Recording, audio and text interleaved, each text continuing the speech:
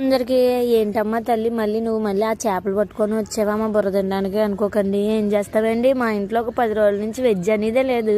అసలు వెజ్ మొహమే చూడలేదన్నమాట. మేము ఏ కర్రీ వండుకున్నా మా అన్నయ్యకి ఖచ్చితంగా చేపలు ఉండాలి. సో ఇంకా అందువల్ల వీళ్ళ వెరైటీ చేపలన్నీ తేడము నేను వండడమును.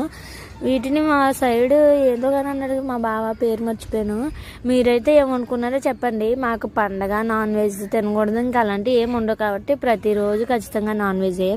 ఇక్కడ ఉన్నంతసేపు అలా సాగిపోయింది. ఇంకా మరి అక్కడికి వెళ్ళాక ఏం జరుగుతుందో చూడాలి.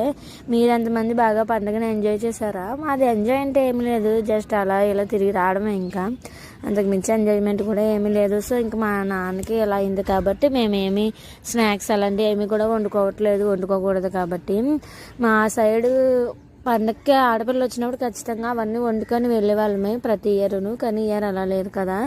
ఎంత అలా ఉన్నా మన పరిస్థితులు బాగాలేనప్పుడు మన పరిస్థితులు తగ్గట్టు ఉండడమే. పరిస్థితులు మనకు అనుకూలంగా మార్చుకొని మనం ఆనందంగా ఉన్నా చూసుకోలేని వారలేని వాళ్ళు చాలామంది ఉంటారు. ఆ వారవతనాన్ని ఆ దేవుడే చూసుకుంటాడు. కానీ మన సైడ్ నుంచి మనం ఎలాంటి తప్పు చేయకుండా ఉంటే చాలు, అంతే కదా మరి.